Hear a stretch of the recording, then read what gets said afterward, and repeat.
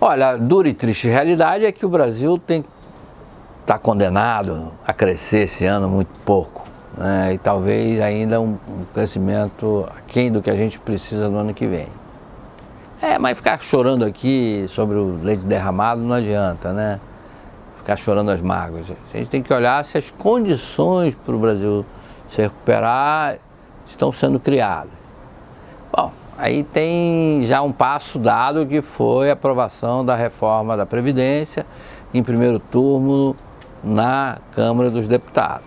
O que é que acontece? O mercado internacional que compra títulos do Brasil, títulos de empresas brasileiras, compra títulos do Tesouro Nacional, por exemplo, ele cobra um plus, um prêmio para comprar esses papéis, né? Isso chama taxa de risco, né? Taxa de risco Brasil, né? Qual é o risco que o Brasil tem? Normalmente o risco é sobre um nível médio, tendo como referência os títulos do Tesouro Americano, que são AAA, né? AAA. O Brasil chegou a ter um risco de 5 pontos acima da taxa dos títulos americanos de 10 anos. Hoje está em 1,25 ponto percentual, né? 125 pontos, como chama-se o M+. Então a taxa de risco do Brasil caiu vertiginosamente, tendo como perspectiva o quê?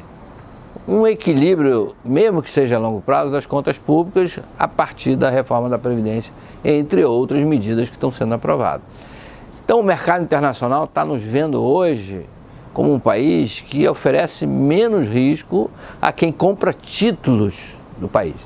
Ora, se estão assumindo que o país não precisa pagar um prêmio mais alto do que deveria, é sinal de que nós estamos sendo vistos lá fora como um país que está se arrumando. Então é uma boa notícia. Bom, passamos aqui para o Brasil. Essa taxa de risco, ela normalmente impõe um piso para a nossa taxa básica de juros.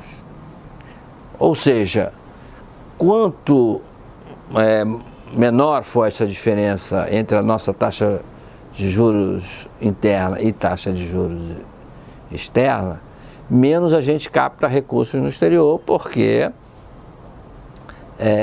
o que acontece? Muita gente traz esse dinheiro lá de fora e compra títulos aqui dentro e ganha o que chama arbitragem, né? Ganha uma diferença de taxa de juros.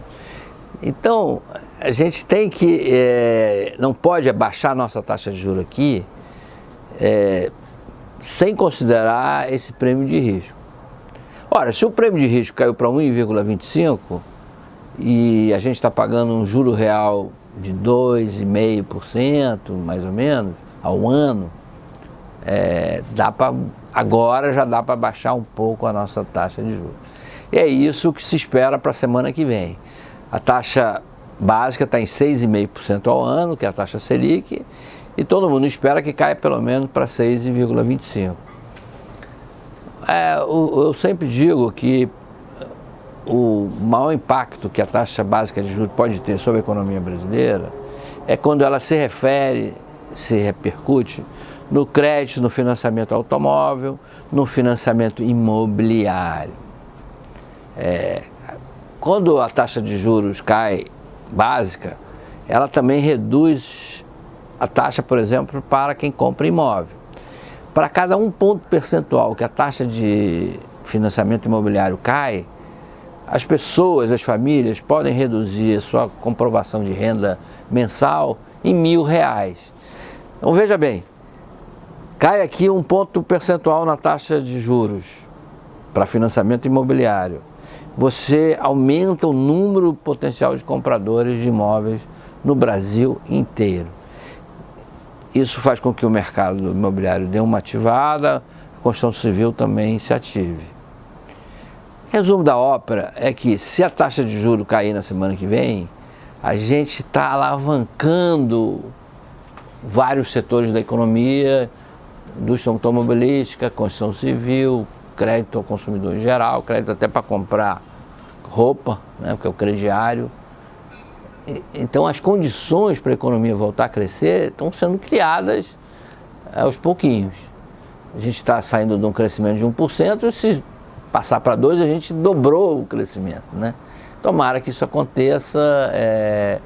Estou jogando minhas fichas todas aqui de que pelo menos em 0,25% a taxa Selic cai na semana que vem na reunião do Comitê de Política Monetária.